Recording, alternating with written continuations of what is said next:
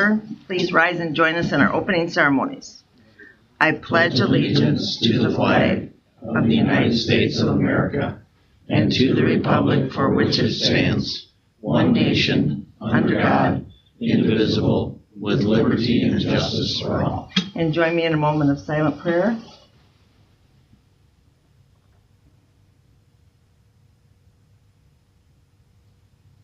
Amen. The agenda item number 3 is approval of tonight's agenda. I don't think there's any changes in that, so if there's a motion for approval. So moved. Support. All those in favor signify by saying aye. Aye. Opposed? Motion carries. Agenda item 4 is a time that we allow for citizen comments. If any resident of the city of Orange City wants to share anything with the council, this is when we allow that opportunity. So I'm not sure if anybody wants to do that tonight. I would, but I'm going to be address. Yeah. I'm going to be actually Luke Livingston. I'm going to be representing Sekisui Aerospace. So this is 403 14th Street Southeast, Orange City. So I just wanted to say, thank you to the City Council for all of the investment and all the decisions that you've been making over the last few years. I'm excited to let you know that our facility, so we're a fully self-contained business unit here in Orange City. We've been selected this year to actually have our leadership meeting. So every year we have a leadership meeting with all the senior leaders of the company come together. Normally it is in the Space Needle in Seattle.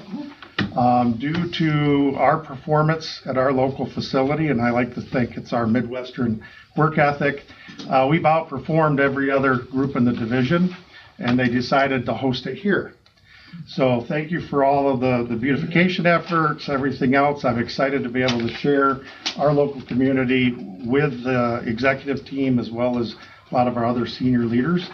We've already got good plans with the chamber, so it's going to be great. This is going to be the 21st, 22nd, and 23rd this month. The 21st, you'll see a large group, about 30 to 40 people meandering around. We're going to have a demonstration. The chamber's going to do a demonstration of making wooden shoes, and hopefully we're going to get the porches set up. So we're working with the chamber on that. So they've been a huge help and partner.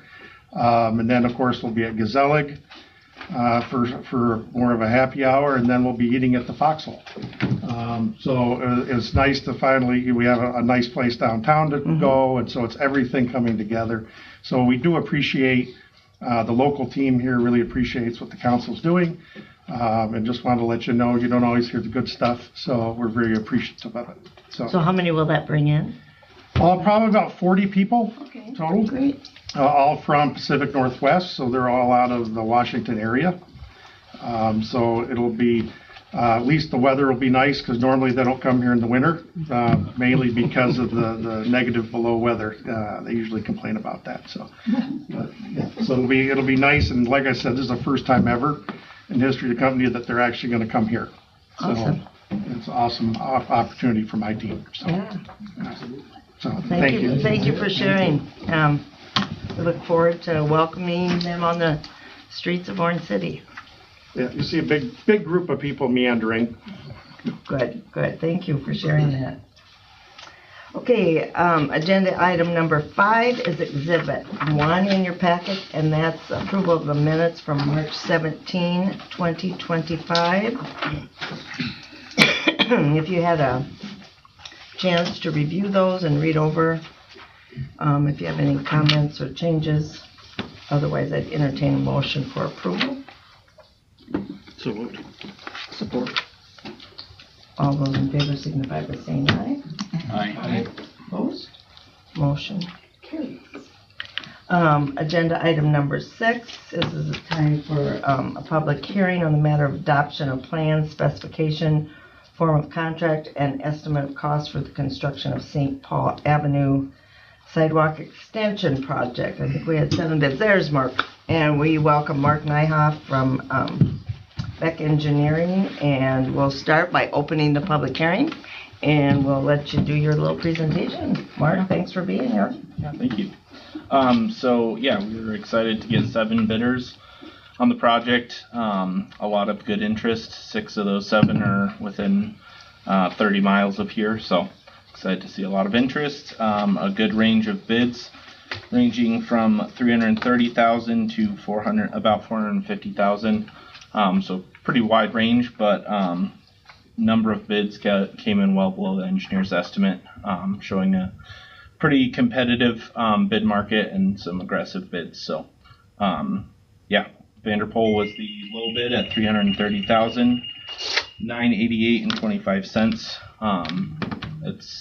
I think we'll shape up that likely would start around July, with a completion of August 15, so that would be completed prior to school starting, so we can have that sidewalk in place. So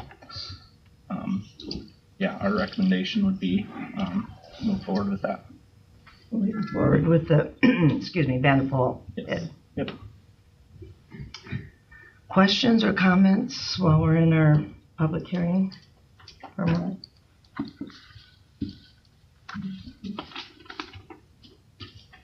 I think we can go ahead and close the public hearing. And then we're gonna need 2 motions. First one is to adopt the plans, specifications, form of contract, and estimate of costs. So moved. Any questions?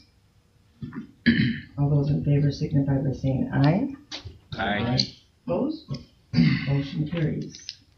And the second motion is the consideration of the bid and award of contract to Vanderpool Excavating for $330,988.25. Any questions on that? All those in favor signify by saying aye. Aye. Opposed? Motion carries. Great. Thanks. Thanks a lot, Mark. Okay, agenda item 7 is the Puddle Jumper Trail 11th Edition development opportunity, and there's Ryan. He's going to fill us in on that. Absolutely. Vision Builders is considering a opportunity to develop entry-level housing in the Puddle Jumper 11th Edition. And this area is directly west of J and directly north of 14th Street in the Canal Heights, Canals area. So just a little bit of history here. Over my past 2 years, as well as several years with Mark Gall, the city has been working on affordable housing options in our community. We've worked with developers in the recent past to subsidize lots for this very purpose, and that's also included Puddle Jumper additions. That's included the Gelderland edition, and we're looking at having that also include the Puddle Jumper 11th edition.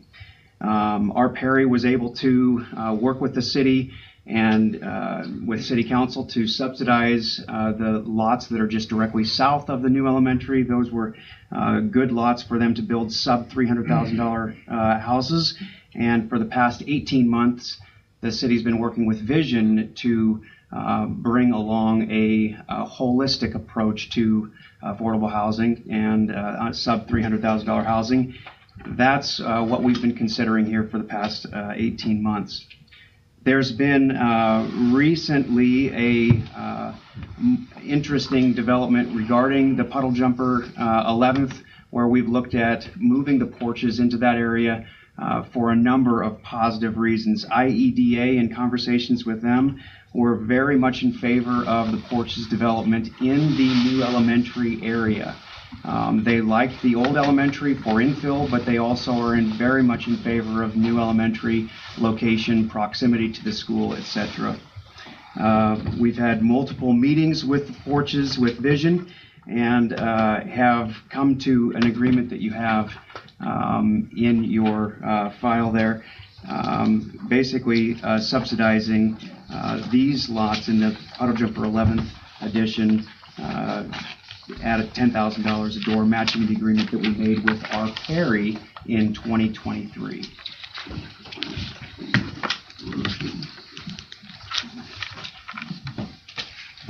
It was emailed to you? Oh, yeah. Yeah. Yep. So it's not an addendum, sorry. No, that's all right. It Okay, was so it's emailed. What we're looking for is basically a conversation to move the porches into what we would consider a better location towards the new elementary, right across from the new elementary. There are some continuing steps that would need to be followed. Vision will need to work with Beck Engineering for creating a master plan for their 32 units that they received a workforce award. The city would provide the streets in the development funded through TIF. There is a Puddle Jumper 11th TIF that is activated. All normal steps for disposing of public property will need to be followed, including setting a public hearing, holding the public hearing, and final approval for the city council. Final plat needs to be approved by planning and zoning, and those discussions are actually ongoing. At present, the onus is on the need for affordable housing or for first-time homebuyer housing. We have 32 that Vision is willing and desiring to put in, and we have agreement with IEDA that the new location is actually better suited for this as well. So we've got a lot of steps in the right direction for this. And then an additional note, the entire 16.2 acres will be developed. Will it be developed by Vision? Those are conversations that we obviously have to have. 32 houses are what we're wanting to put in there, or some mix of 32 houses / twin homes, etc., row house, all points that need to be discussed. So if they don't use all of the 16 acres, they develop the 32, then we get the remainder. Yeah, it would be on them to work with Beck Engineering to come up with a comprehensive plan for the area, and then that would be the next step for the council to consider. So it could be more than 32 if they choose to keep going. If they used a similar footprint that that they were proposing in the old elementary, or a similar footprint that our Perry has for the homes that they have, those are all somewhere around the 8,000 to 8,500 square foot, so they would be able to potentially build in the neighborhood of 75 homes on that property total. But if there was a different type of housing, that could be in that mix as well. So In the original TIF, or is that a separate TIF? it would be in the original TIF. It's in the Puddle Jumper 11. It's in the irregular Puddle Jumper TIF, correct? The Puddle Jumper housing TIF, it is, yes. The The original. one that goes back to 1993 or not? Yes, it does, that is correct. So then, does the new limitations that are being imposed on TIFs going forward, do they apply to that old TIF as well, or are we still okay on that? Well, as of today, yeah, I mean, it's being talked about down in Des Moines every day lately, but right now it would, yes, it would apply to the old rules of the TIF. Yes. So if we incur debt, we've got a mechanism to pay it back. Yes. Okay. And do you know how much infrastructure we're going to need to put in there? There will be a street that will need to be added, and that would be just north of 14th Street. So it would box in, frame in. So there would be a street that would be have to be designed by Beck and fit the Porches development. But yeah, we're seeing that the ability to put all 32 in that location would actually be the placement of that street would depend on how much they're going to have right in that area. So. Yeah. Do we have any existing debt on that particular piece of property, Kent, that we're retiring with the TIF or not? In Puddle Jump and the housing? Where we want to put this area? Yeah, there is, so the shelter house and the pickleball courts are part of that area as well. So we don't have any sunset on that right now. Correct. That's as of right, that's what I guess I'm referring to. That's the talk about limiting that or shutting that down at some point, but I don't know what the capital will do down in Des Moines on that. Ryan, in order to allow Vision to want to move forward with this, that's the reason for the agreement. Will there be another agreement eventually with details on possible buyback for the city or? Yeah, exactly right. That's a wonderful question because this is essentially the beginning discussions. They've agreed that they would build for $10,000, similar to the agreement that we had with our Perry, I should say. So the agreement is we're interested in moving them out there. IEDA, the state, is very interested in moving them out there. State is very interested in this development and why they're giving $1 million in tax credits for it. So, but yes, there are further conversations. This is essentially the building blocks to move them, to begin the conversations with Beck Engineering to plant this in a very needed development right next to the new elementary, which actually, quite frankly, is it would be our recommendation as well. And how soon could they start out there if this would move forward? Well, these are good questions for Kurt as well, because there is a long process. Beck Engineering is going to have to replat some of there are some existing lots that are there. There's no houses. Obviously, it's still open. It's a new development. So replatting would take 6 to 8 weeks, which would mean that they would have time to make the designs. But we are up against a little bit of a window. IEDA has asked us to move to advance. If we can hit the June 30th deadline, they'd be happy. They are willing to adjust that breaking ground deadline. So tonight you're looking for a motion just to approve the concept? That would be very helpful for moving that forward, that we know we have an opportunity to continue the conversation. So moved. There's support. Support. Any further questions or discussion? Happy to have a mix of housing, and we've had a lot of younger people talk with us about difficult to enter homes, so we're grateful for multiple options. And grateful for Vision to be willing to move forward with this. Yeah. They actually see this as perhaps even a better location. So they are thrilled. Great. Thank you for your work. Yeah. Thank you. Yeah. Thanks. So we have a motion and support. All those in favor signify by saying aye. Aye. Opposed? Motion carries. Thank you, Ryan. God, it's just gone, just like that. Agenda item number 8. This is the old elementary development. We've had presentations over the last couple months, and our last presentation was on the 17th of March, and it gave us 3 weeks to get for the community to have some input with the council members and share their ideas and concerns. And now it's pretty much time for the city council to talk and discuss the different options and see if we can come to a consensus and make select one of the options to move forward. So we'd asked all the people who had put in proposals to get any updated information to us by last Friday at noon so that we could forward it to council for consideration over the weekend. So they did all follow through with some additional information. So I did lay those forms on your desk or at your table. Obviously, Vision Builders has withdrawn their proposal, considering this other opportunity that they have. So I don't know exactly how you want to go through these in specific order, but I'm just going to highlight the information that was given, and you can follow along and then go from there. So I think I have these in alphabetical order. So the Orange District, the contact information was provided by Tyler Spons from Axis, and they were promoting the Dutch-themed business center inspired by Molengracht in Pella.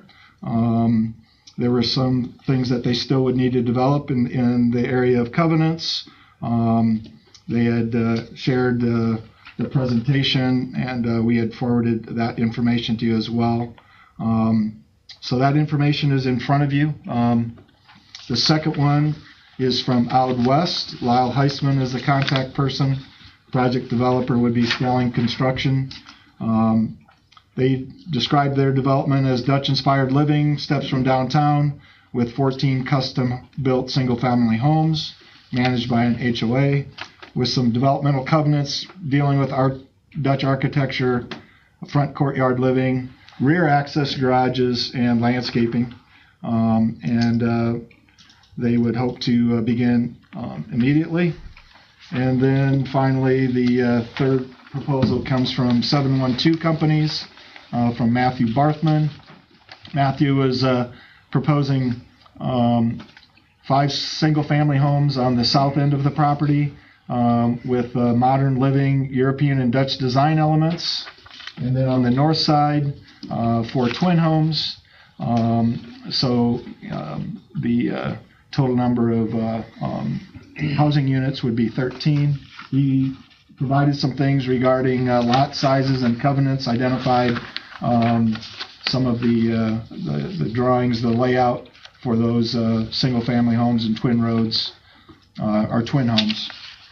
And their projected development line would be to start as soon as possible as well. So I don't know if there's more information the council needs to ask of those. I believe all those presenters are here. You're welcome to discuss among yourselves. And then if any of the developers are here that you have a question for, you could direct it to them. It was intended to be a conversation with the council and the developers. I'll just start by thanking all 3 for bringing us a plan. After our, city meeting that we had at Prairie Winds, is what we asked for. So I think the fact that we have 3 plans and Vision Builders taking their project somewhere else, I really see that as a win for the city, that we can get, potentially 2 different housing projects, or 2 different projects, I should say, completed. So I thank everybody for their time and effort putting the work into it. And up to the plans. We've heard a lot from community members, so thank you for all of your emails and calls, where some sort of Dutch-inspired living property is definitely desired by many. So I like that these all have a very nice Dutch flair, and to be able to pull our downtown in, we really appreciate it too.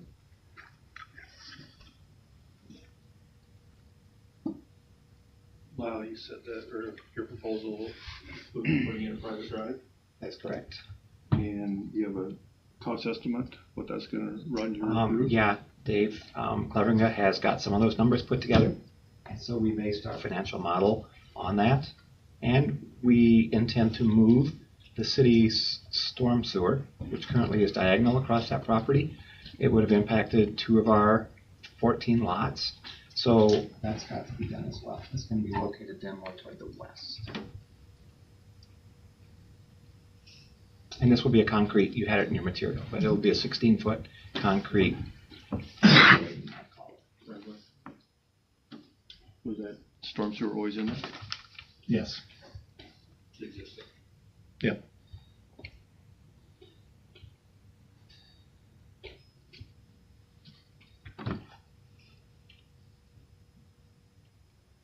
Wow, you have Skilling Construction as your project developer, but are you going to allow other contractors to build also? Yes, absolutely. Yeah. We tested the waters with local construction firms to take the lead with persistence, but it didn't come to pass. We were thankful that there was a local builder who's done a lot in Orange City already, most recently the Foxhole, and was willing to put up the money and to help make sure that this thing gets done well, and has the capacity to build homes already this summer. How many homes this summer, the next couple of years, do you think? Good question. We've all shown our homes to quite a few folks, and that's inspirational for people who want to decide to do this. And we've had several with extremely high interest. It's possible we could have 2 or 3 this summer. No promises. The people have to still know what the lot price is going to be. This meeting will impact that, right? And the people that are ready to go are ready to go. By the way, Dave will put up a spec home so that we can actually accelerate the market. Would that be something that Matthew would be interested in joining or building houses in that same development?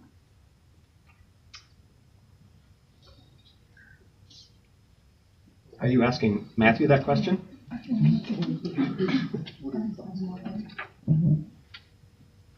how I feel. Which I do. I did get some more visuals if you guys wanted to see what our property looked like, which they have on computer if you want to open that up. I think we had asked for all the information to be in. If it's going to make a difference to council, we can't take the time to do that. Does collaboration, does that sound like something that could happen? Yeah, I mean, I'm more than willing to collaborate. Absolutely. And from your builder with Skelling, they would be willing to have other builders collaborate? Absolutely. You bet. Matthew would be, and his company would be welcome to build there. And it's interesting you brought up the lot price, Lyle, because one of the things I was disappointed in looking at all the proposals was the offer for the land. One of the things that I've learned in this process is a lot of people think this is a really valuable piece of dirt. And when we were originally looking at it on the porches, we were looking at a lower rate on selling it because we were trying to get entry-level housing. As I'm thinking about it and looking at it now, with some of these other plans, it's harder for me to get excited about subsidizing lot prices. We have, what do we have stuck into that piece of dirt, Earl, between the acquisition of the school? We had to do asbestos. The school property, removal. the school property itself, not counting the streets and sidewalk, was right at about $700,000, which was the purchase property. The trade agreement that we had for where the new school was $135,000, and then there was the asbestos and the demolition that was about $550-some thousand. So, Yeah.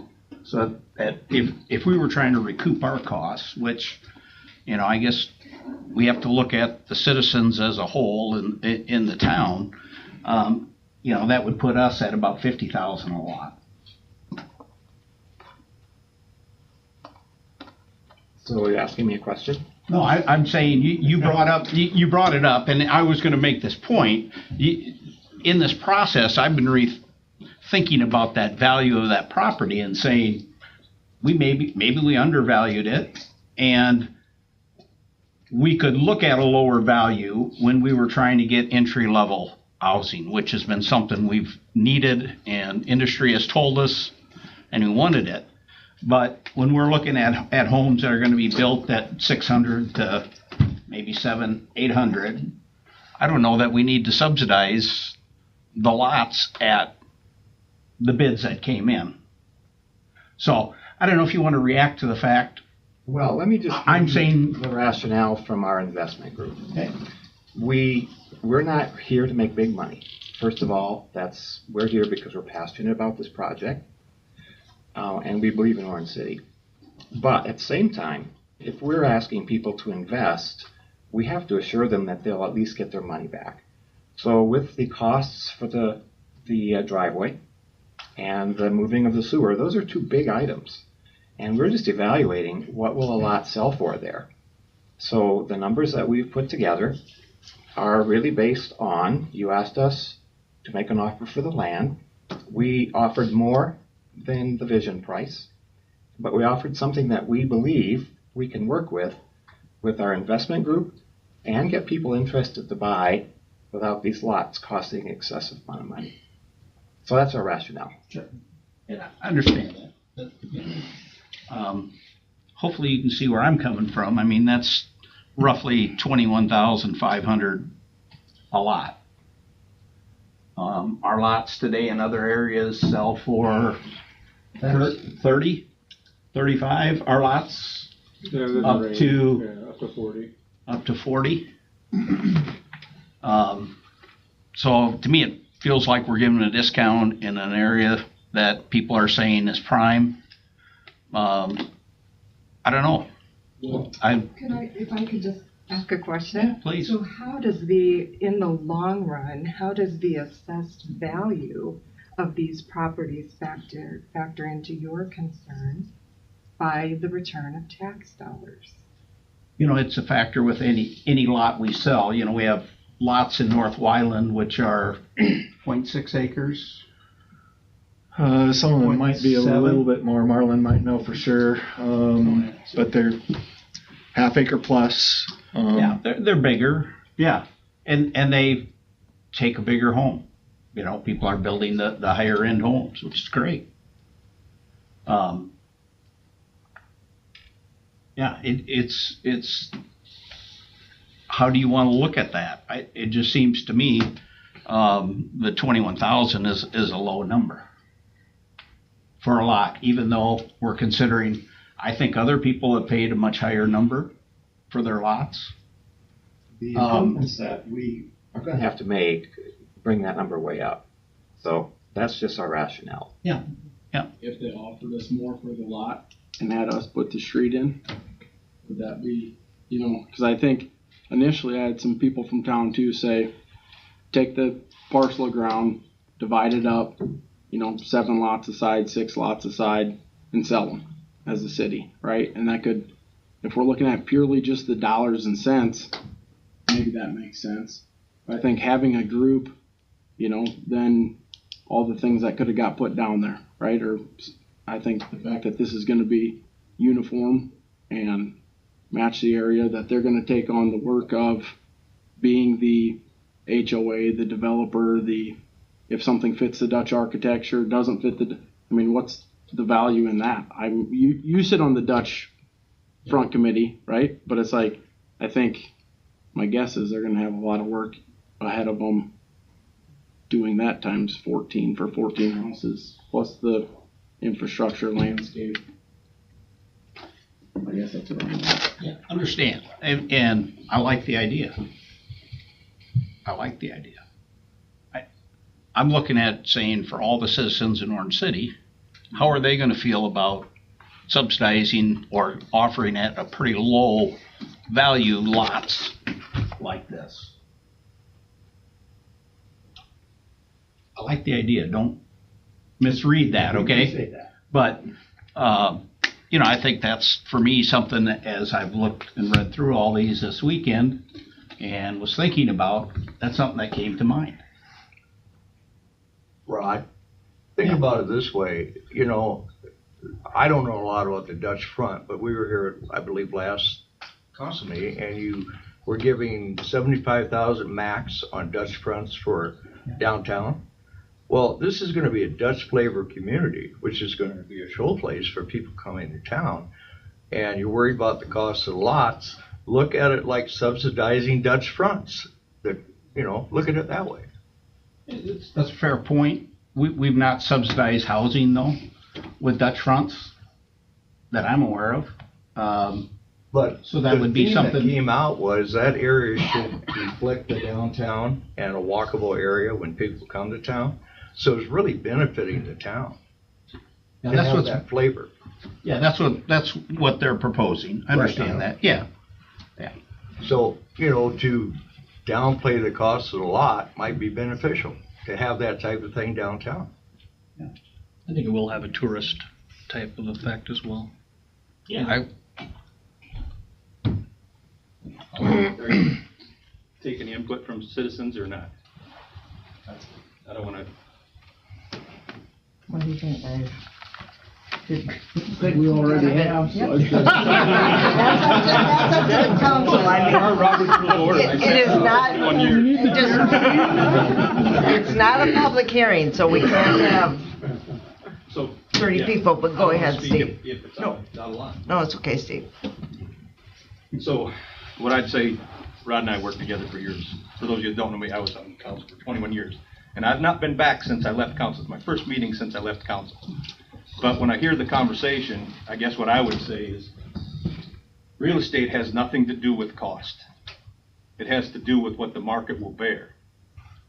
So if I was sitting in your shoes, I would say, okay, I've got 4 developers that are looking at the property. The 4 developers know what real estate costs, they know what it costs to develop property, right? So you'd have to look at what offers did you get. That's the price of the land. It doesn't make a difference what cost you have in the land. That's a sunk cost. It's money that's already been spent. And I'll admit, I was on council when we did that, and I think the number's probably close to 700, like Earl said, between what we paid the school for the land and then what we had to do for asbestos removal. But really, the cost of the land has nothing to do with what the price of the land is. I mean, I understand, Rod, the comment, but there are people that have lost millions of dollars on land because they bought and sold, right? So to me, I would look and say, I've got 4 developers. The other developers didn't come to the table even with an offer. So what is the market price for the land that you're selling? And then you have to decide whether you want to sell it. But the market price is what people are willing to pay. So you may have to forego, if nobody had a better offer, I would take that as a read on what the market is. And it's not a good thing, Rod, I would agree, because it's not what the city spent for it. Totally understand that. But I guess I'd ask you to consider real estate, because I've lost some money on real estate. It has nothing to do with what the cost of the property is. It's what the buyer's willing to pay. So then it's a decision for you guys to decide whether you want to sell it or not, isn't it? Well, the only comment I would make is there really is a fourth option. The city could act as a developer and put a price on lots and sell them when we sell them. Now then, I would say there's a sense of urgency from being downtown and seeing how moving the school out of there and moving it out of town, the traffic downtown is a lot less. And that's from owning 2 businesses. So the sense of urgency for me is super important. And then I think you have to, what is our vision for our community? Long-term has to play an important part of this too. What do we want our community to be in 5, 10, 15, 20 years? And how would each of these enhance that and protect our small town, if you would? So part of the dollar amount equation to me has to be keeping Orange City viable and vibrant in the years to come. Council, any feedback? If I could just make a comment similar to what we had a conversation about the Puddle Jumper Trail 11th edition with this property. There's still steps that the city's going to have to go through with whoever the developer is, which is going to include, do we need to have a buyback option? Do we need to have assessed valuations after a certain level? We will need to schedule a public hearing for sale of public property, go through those processes, get a formal plat approved, and so on. So, in my opinion, the decision that the council would make would be to say, we'd like you to move forward with option A, B, or C and work with that developer on the next steps. Now, that may be that you're accepting whatever their financial offer is for that property, but I think they're all aware that there's additional steps as included in the form that we had sent. Just for them to be aware, it's not like they can just start developing tomorrow. Mm-hmm. There's several steps we still need to take. So.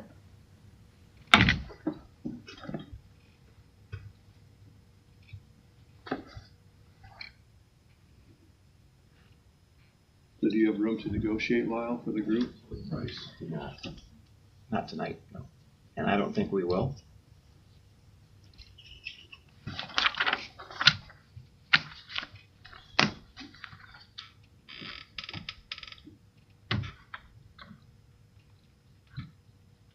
So, what are we thinking?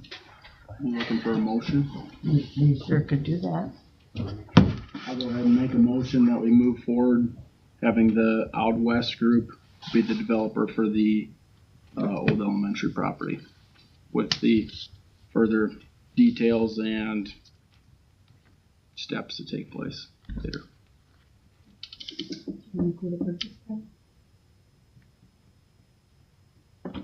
For $300,000. I would second that. Other comments or questions from the council? Take a public question. Not during the motion, and, yeah, no.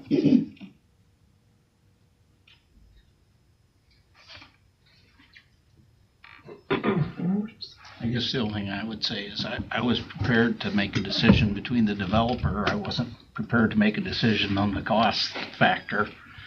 But I guess if we're gonna have that as the motion, then I'll have to do that. I mean, if the cost would change, the proposal would likely be pulled. We would have to go back to our investment group and reassess. But we're at where we really feel we have to be.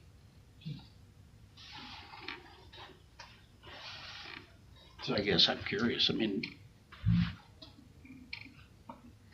you guys ready to vote tonight too with the price? I am.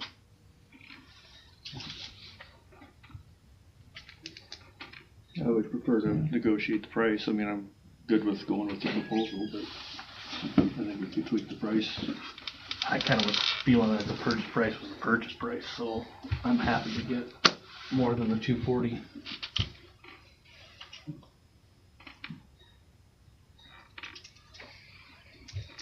I just want to be clear, again, I'm supportive of the project. I like it, but if we're going to vote on this, I wasn't ready for that tonight, so I should have been better prepared, it sounds like.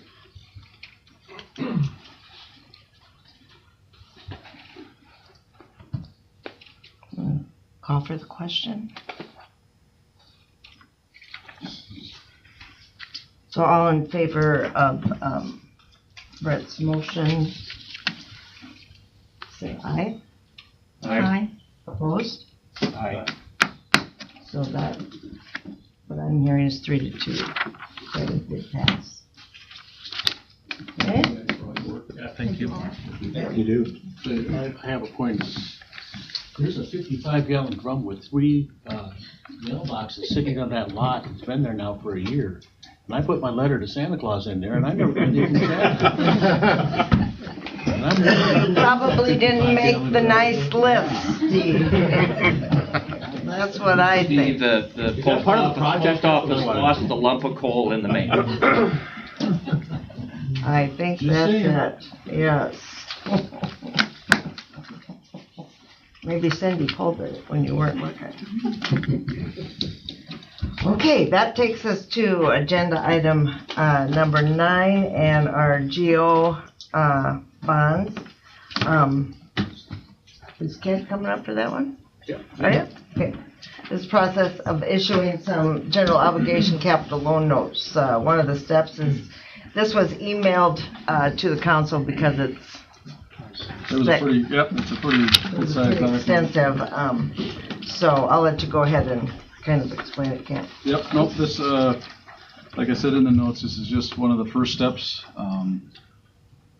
for issuing the GO bonds for 18th Street, which is out by the old airport, and for Delaware and 2nd Street, downtown here. The issue is close to $2.7 million. The preliminary official statement is put out by D.A. Davidson, who's our underwriter, and they will be the ones selling the bonds for us. And so what this preliminary official statement was, if you looked at it, is got a whole bunch of data about Orange City, our financial condition. It's basically, if there's somebody that wants to buy those bonds, they will get an official statement, read about our town and our community and our employment, and get an idea of how stable we are. And then, so this is just a document that the underwriter needs to sell those bonds. So this is the first step. Just to let you know, then the second step is on the 21st of April, D.A. Davidson will be here to lock in those rates and proceed with the next step. Any questions that you did have over that official statement, it'll get, we do go through a rating call, and a rating call is basically like a credit rating. We did this, the last time we did this for Orange City was in 2023, and we had S&P, or Standard & Poor, do the rate, is the credit agency that we used, and we got a AA-. So for our size community, that is about as good as we can do with the factors that they look at for our size and our employment and our financial conditions. A lot of it has to do with tax base. So, I mean, the highest you can get is like a AAA, and only the big metropolitan cities are capable of doing that just because of the tax base. So there's some parameters where they do the scorecard, so to speak, like financial condition is 5, employment factors are 5, but tax base, we're just not going to get that 5, so it ends up being a AA minus. So anyway, any other questions? More information you needed, but just need an approval for this to get posted to DA Davidson for sale of those bonds. So you need a resolution approving the distribution of the preliminary official statement. Thank you, Mayor. Correct? Yes, appreciate it. Support. And it is a resolution, so we will do a roll call. I'll start with Brett. Yes. Darrell? Yep. Olivia? Yes. Darren? Yes. Rod? Yes. Excellent. Now agenda item 10 was exhibit 2 in your packet, and that's when we need to set a public hearing for the tentative approval of the fiscal year for the 2025-2026 budget. At our first meeting, we reviewed the first public hearing, and now we need to go through the steps of setting a second public hearing for April 21. So just it's a motion. Do you have to have a specific time for that? 4:30. 4:30? So 4:30, okay. Make them. Support. Good. Any other questions? All those in favor signify by saying aye. Aye. Opposed? Motion carries. Great. Agenda item 11, Dutch Sprout proposal. That is exhibit 3 in your packet. And Kurt, are you opening this up there? Yep. Well, yes, you got the exhibit showing the 4 fronts at a previous meeting. It was proposed to you as 2 fronts with consideration of possibly additional funding.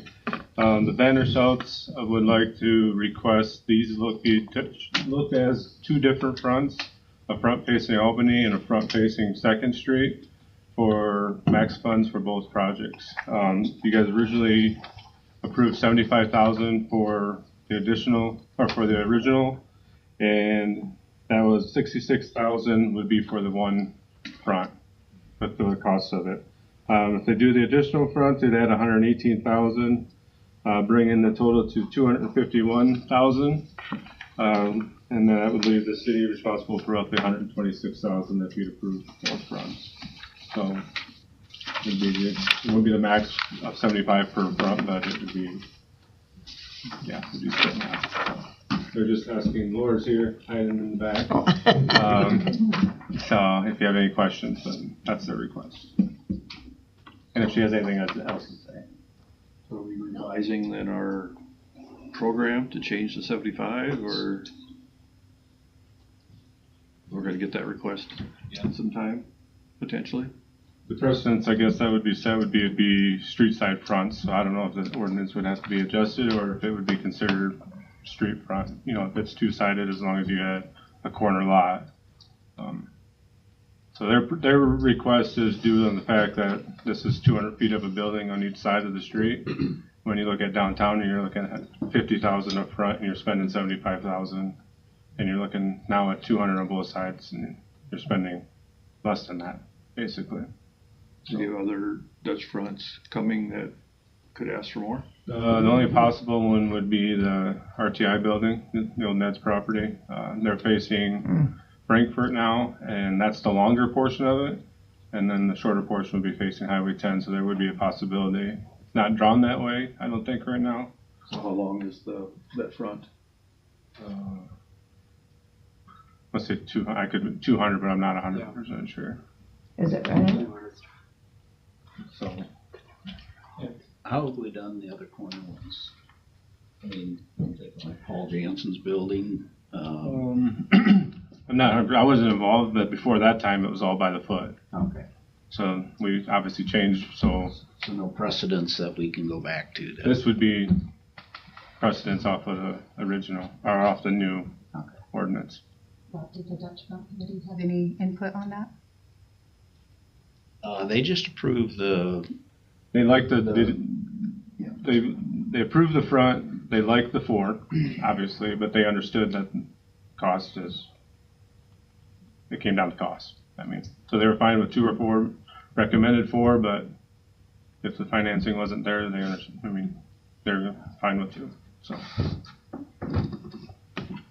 Those are just 2 well-traveled roads. I mean, they get a lot of people going past them. Yeah. And they have, their entrance on the east side will be their front, the family vet clinic. And I believe, and Laura can correct me, but would the 2 fronts on the south side be separate entrances? More than one. That'll probably be what it Okay. ends up being. So each end, they'd have their separate entrance, so the front would be for that, depending on who goes in there, obviously, so. So it'd be basically a front per almost entrance, so. When the limitation was put on a few years ago, it was because some were getting quite a bit more expensive. And a lot of it was, the max funds were for the whole front, didn't matter what you did there. So you were getting footage for, let's say, a 300-foot building, you're getting that $500 a foot no matter what. No matter what you did in Dutch, it was road to pay per foot, so. So this is, like a building like this, is you're paying for the Dutch part of this building.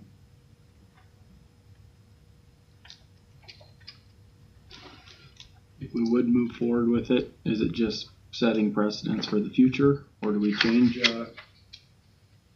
part of the order? Would the ordinance get changed, or does your Dutch Front Committee, Dutch Front Committee doesn't approve financing, so sure. That all comes back to the council. So they can suggest max funding, or what portion of the building gets financed. It would seem to me to be pretty hard to say no to a similar request in the future if you approve this. I think it's precedent setting would be my opinion, unless there's special circumstances that wouldn't apply. Unless you could distinguish it on other grounds, it seems to me like it's going to be precedent. I think the only one I have on just recently would be the Farm Bureau building here, is where they said, well, this portion they consider Dutch. The other work being done they didn't consider, so they were recommending council approve just the Dutch portion of it for financing. On that one, that's the only other one I've been involved in where it was different.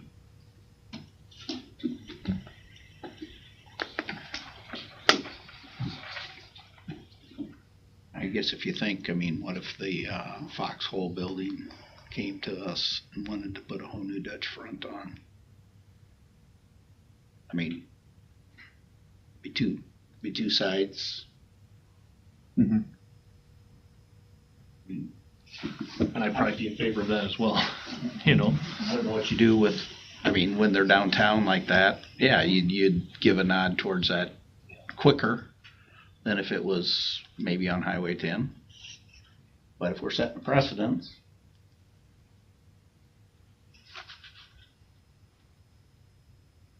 that's the hard part of it. So if the RTI building would do 2 sides, then we'd have the same thing here. We would. The only thing I'd say about the difference between the downtown and highways, you got 2 zoning districts where it's required downtown to do a Dutch front, as it's highly suggested to do a Dutch front there. There would be the difference between in the zoning of it.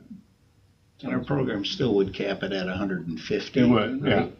yeah. Yes. We wouldn't get in the position we were in prior to the ordinance of if we're 180 or 200,000. So there'd be some cap there to, yeah, what do? You like the corner buildings just like you like the other ones, right? In some respects, you get more bang for your buck when you have a big front than a 50-foot front. But how much you want to spend?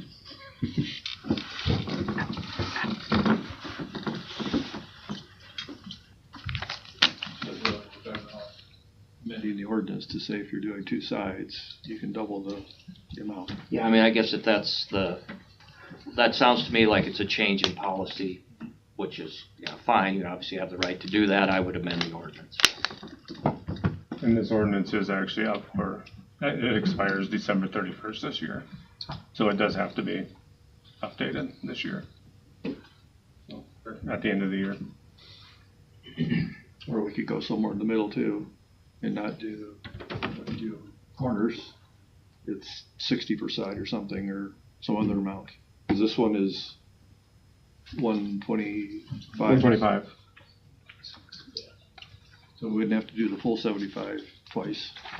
We could do a corner, you could limit it to some other number. Sure.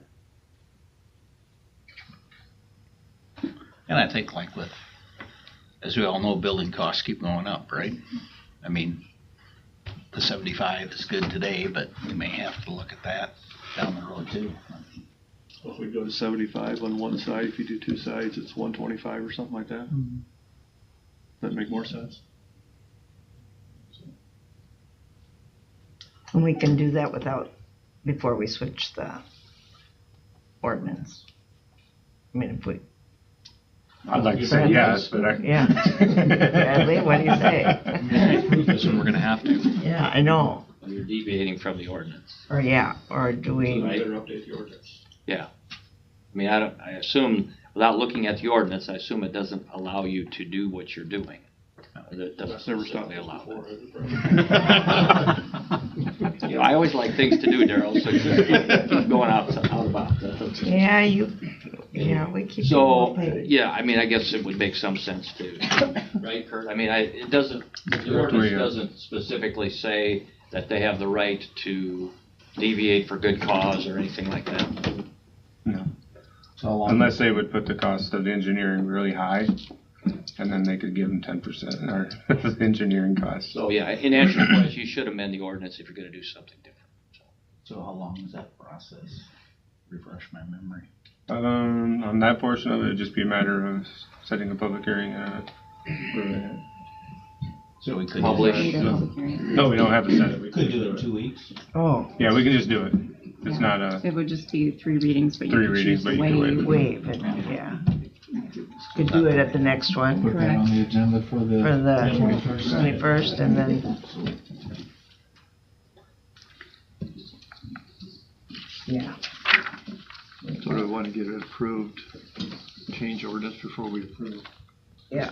That's what I'm hearing from Brad. There you go. That would be the top of those fours. Do that in 2 weeks and then. And then. Someone pay? Yep. We'll make it work. Okay. We don't need a. We're just gonna, we don't need a motion or anything. Yeah. Okay. Thank you. Hey, thanks, Kurt. I'm kind of confused where we are.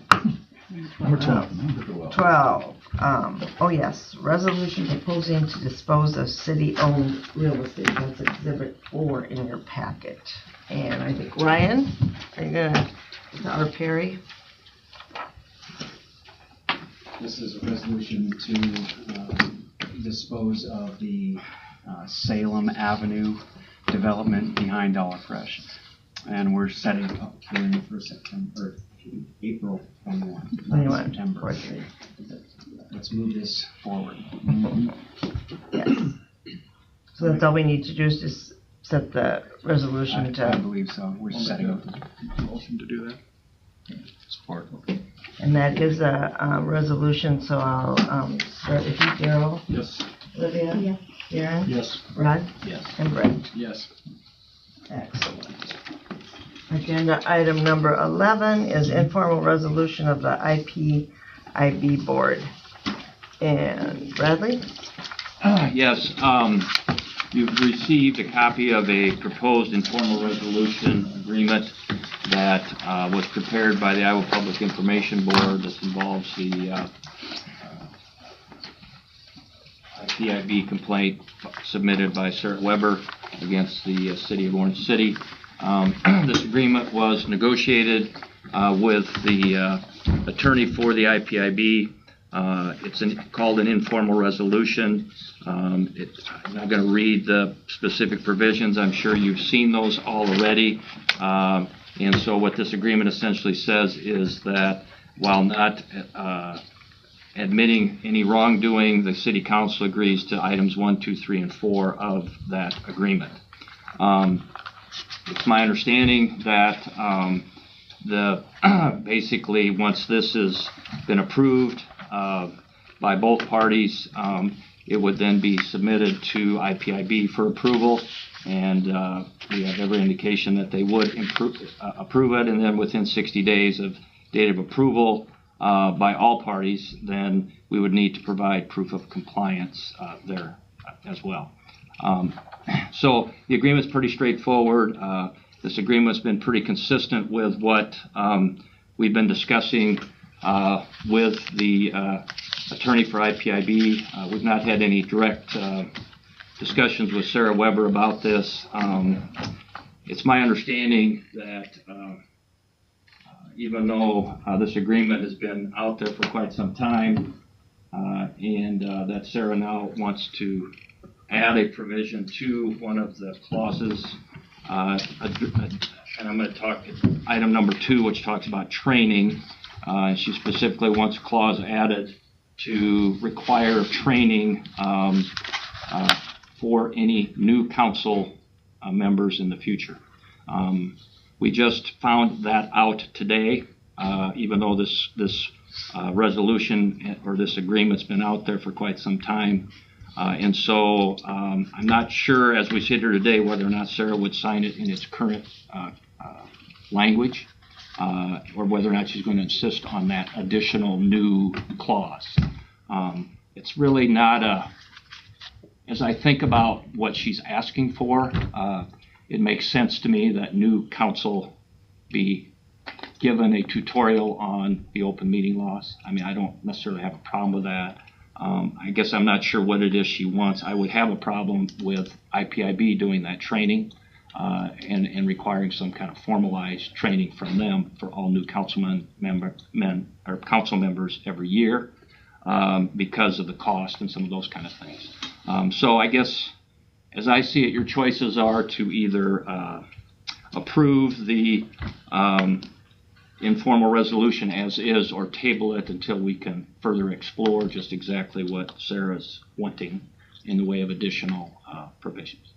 So that's kind of where we're at as we sit here. I'm happy to speak on that if you want. It's up to you guys. If you would like her to speak on it, that's fine. If she wants to speak on it, would be fine. What's your recommendation, Brad? Well, until we really know for sure just exactly what she wants, my recommendation would be to table. Or should we pass what's here, because that's what we've looked at and are in agreement to. And if she's unwilling to sign it, then she can clarify what she wants. Yeah, I mean, if you pass it, you'd be passing it obviously subject to her approval of it. If she doesn't approve of it as is, we'd have to go back to the table anyway, because IPIB wouldn't approve it if it's not jointly signed by the parties. And again, just so everybody understands, this has been on the table since January, and we just found out today of the change in Sarah's change in the. That's not accurate. But that's truth. That's true, Sarah. That's true. I'm happy to share. I'm not asking for anything unrealistic. All I'm asking for is that, it was my understanding when I entered into all of this, and when we talk about open meeting laws, that there was no official training for any council members. You just don't have, sit down and talk about what you are and are allowed to do in open meeting. This is something that's very valuable to someone as a member of the press, that these rules are followed and that we continue to follow them consistently going forward. When we first entered in these conversations, that was my very first priority, is that training is consistent. I have a friend that's on the school board. As soon as that person was put on the school board, they received training on open meetings. It's not uncommon to ask for, and I think it's an important part of maintaining these going forward. I don't think it's a big ask at all, and all I'm asking is that part of your policy is that you just train, that you consistently let people know when they sit at this table what is and isn't allowed for open meetings. And when you guys get to have that training with IPIB, you guys are going to learn a lot. It'll be a good opportunity to ask questions and understand what is and isn't available. I thought we didn't want it with them, though. IPIB. Yeah. We will, as part of this agreement, there will be a training. I'm not asking for them to come in There every will year. be a training. A training. Yes. Yeah, I don't want them to have to come every year and train you guys. I hope that from that training, you guys can develop a policy to understand what the rules are, and then really just be able to have an opportunity to share that every time there's someone new that comes to the council, to say, hey, look, this is what we know that's true, this is what we have to do going forward, and then share that each time someone new comes to the table. And it would not have to be with IPIB. Yes, it is. And it's rough. I do go through a training period with the new council members. I think Olivia and Brett could speak to that as new council members. We do talk about processes and procedures in council meetings. May not be to the same extent that Sarah's referring to, that IPIB may go through, but. What's the law? The actual law. That's all I want them to know. Well, and we are trained. I mean, I went through it with school board member and here. I know how to follow Robert's rules. Well, and again, just so everybody understands, this agreement was submitted to everybody, as was a proposal on open meeting guidelines. It was our belief that it was acceptable to everybody as is. We just found out today that Sarah wants additional information in here. Again, my position is I'm not against the idea of new councilmen being trained on open meeting requirements. Matter of fact, I would recommend that be done.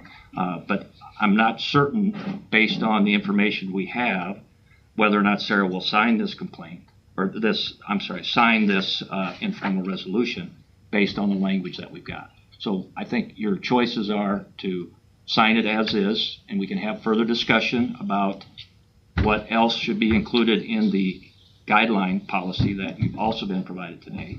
Or we can table it and have further discussion with IPIB and Sarah to resolve this last second change. Brad, I need to just make one point of clarification. So you didn't read the 4 qualifications that are in there. You guys have it in front of you. One of them just says that within 60 days, you guys need to update your policy and provide that.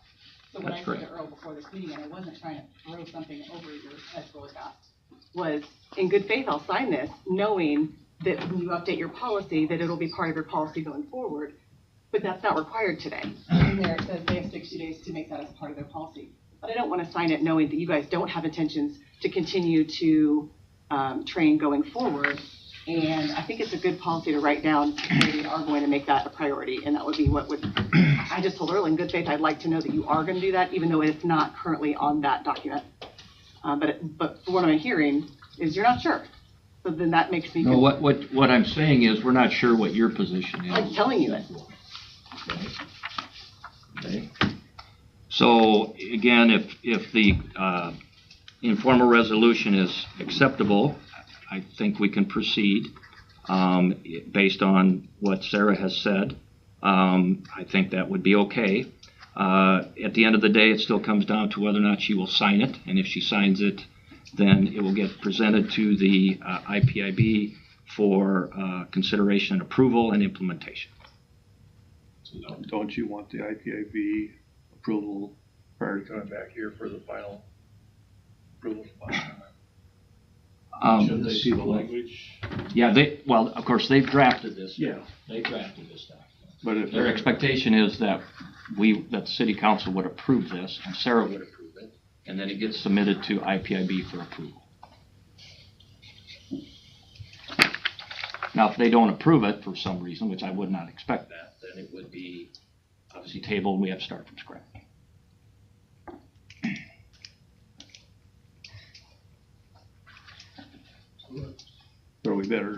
So are you saying we're better off redrafting this to include the additional language, have IPIB approve that and bring it back to us or not?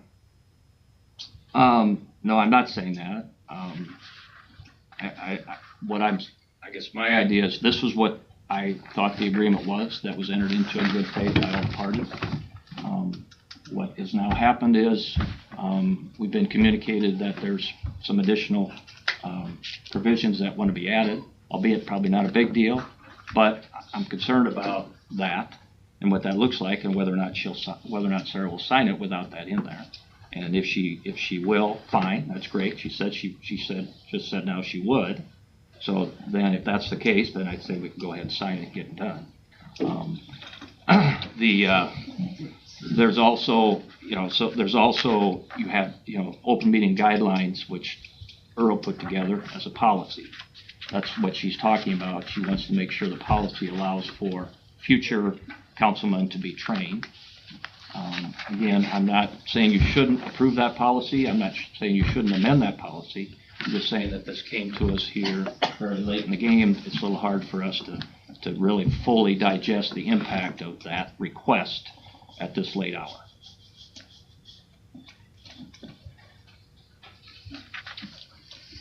So if you're looking for a recommendation, I would recommend go ahead and approve this informal resolution agreement, and then we'll address I would say we'll just table the guidelines. We do have 60 days to approve that, and let's get that clarified so we know where we're at.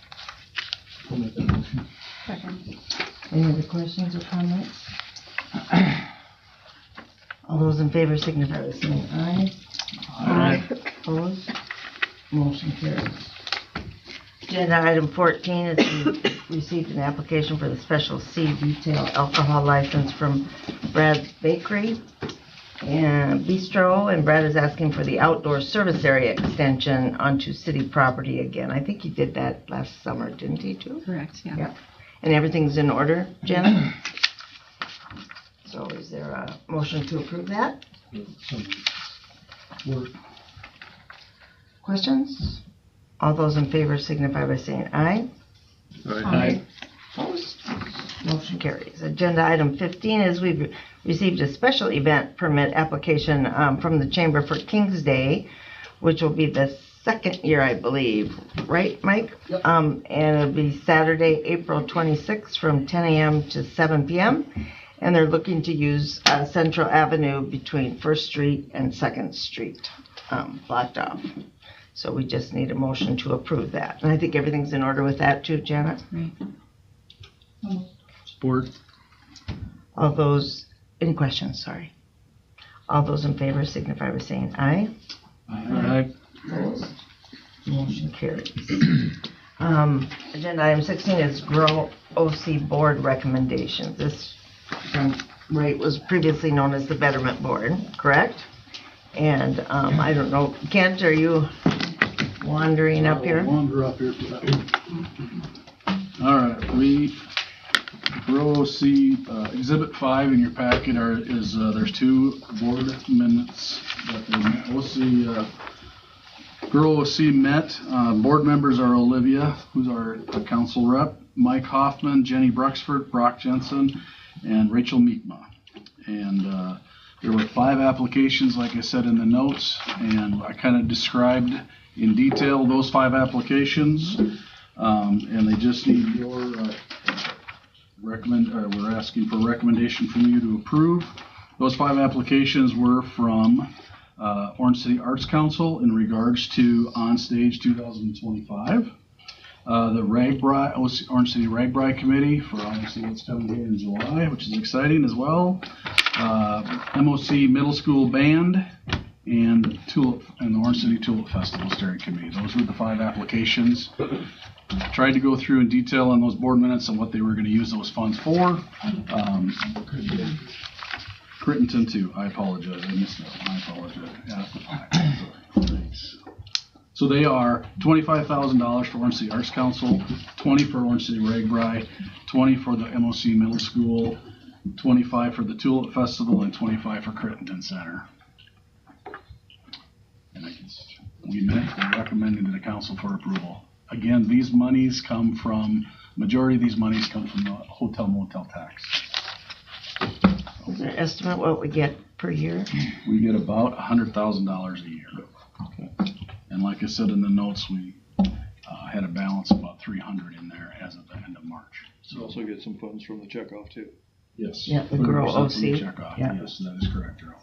And the Arts Council is just a one-time request? It is. For specific things or just on? Just for their own, it's basically for the summer projects that they're having for some regional artists coming in for 2025 during the summer on Wednesday nights, as well as some local talent, but it's basically for the concert series as well as artists for the summer.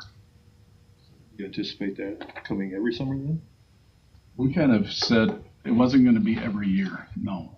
We said this was a kind of a one-time thing for the Orange City Arts Council. Am I speaking anything on that? Sorry, Mike. Okay, good question. And if you haven't signed up for the utility checkoff, you guys are all welcome to do that as well. Yes. It's very easy. So we need a motion to approve these recommendations. Please. So moved. Thank you. Any other questions? All those in favor signify by saying yes.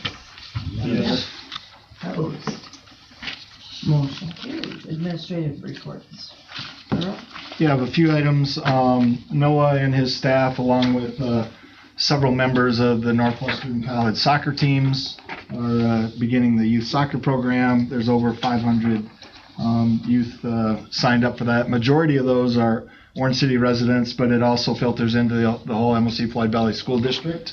So we get a lot of neighboring community youth in that program as well. May have noticed quite a bit of activity downtown on some tree removal and replacement. So that's ongoing, removing diseased trees. I saw Green World was out today and replanted some of those trees. So we have a little bit of work to do there. But then also at the treasurer's office, that was part of our agreement with the county when we got the parking lot north of the building here, that we would put in some accessible parking there. That was arranged with Bruce Jellema, and then he passed away, and so it just got delayed till this spring. So Kurt's been working closely with that to create the handicap parking on the east side, and then the county went ahead and is taking care of the handicap parking and the ramp on the west side. That's at their cost, but we will be putting a pedestrian crosswalk there because there's a lot of traffic back and forth between the courthouse and the treasurer's building. So you can, if you drive that, often people are hiding behind cars and running across. They're going to try and direct that traffic to that crosswalk. And then here at the old treasurer's office, which is now the health services, we closed the driveway going in, and that creates a couple of new additional parking spaces there. So thanks to Kurt for moving that process forward. He was actively involved in working with the county and with the contractor on that. I don't remember if I mentioned this at the last council meeting, but a resident, Isaiah Direct, noticed and wanted to take action on some sign repair and painting. So you'll see some of our City Centrum signs and the big wooden shoes and some of the other things. He's going to be doing some touch-up painting repairs of those kind of things. Hopefully get as much of that done before Tulip Festival as possible. And then, we're trying to work a little bit with the Ragbri folks on the Windmill phone booth. Probably needs a little more repair, so we're working on that as well. The DOT commissioners are in Sioux Center tomorrow, and largely because they have the big Highway 75 project there, but Matt will be attending that. And just to say our thanks to the DOT for and share the success really of the roundabout. Has worked really well. That mostly was funded by the DOT, and then also they've funded 2 TEEP traffic engineering plans, one between Orange City and Alton that we had gotten a couple years ago, and we're waiting for the results from the one that they just did through the corridor of Highway 10 through the city. So we want to make sure we keep in communication with the DOT commissioners on that. Matt brought me up to date a little bit. You can see around town, nearly all of the street lights have been improved with LEDs. The last section is actually Central Avenue.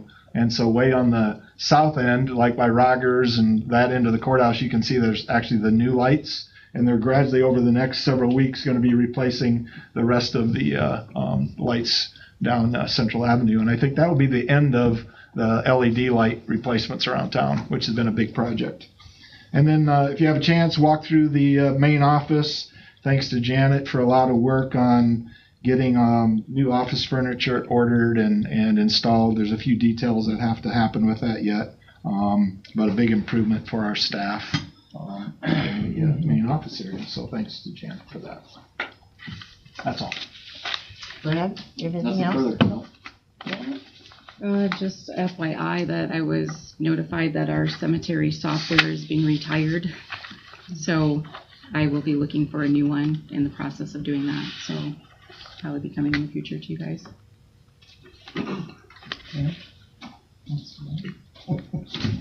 Jenny, did you have anything? I see you back there just typing away. Nope, you good? Matt? No.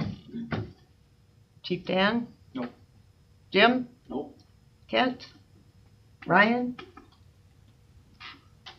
Mike? Hey. Come all the way up. There's a Ragbri kickoff meeting next week, Wednesday, upstairs. So 7 to 8 p.m. we're going to unveil our logo, t-shirts available for sale, entertainment options, more information for community members on how they can get involved, volunteer, housing, all those sorts of things. So it'll be a fun time. My MC from last time is skipping town, so she Yeah. won't be able to join me. Sorry, Mike. You got a much better option there. That old Pat will be wonderful. Council Brett? Kind of about the cemetery. Ran into Ruth Roger this past week, and she is ready for another year of working out there. So if anybody's looking for a place to volunteer in town and has a passion about the cemetery, she's looking for some more. Good. Daryl? Nope. Olivia? Darren? Nope. Brett? No. How's everything else? Is there a motion to adjourn? All those in favor, signify by saying aye.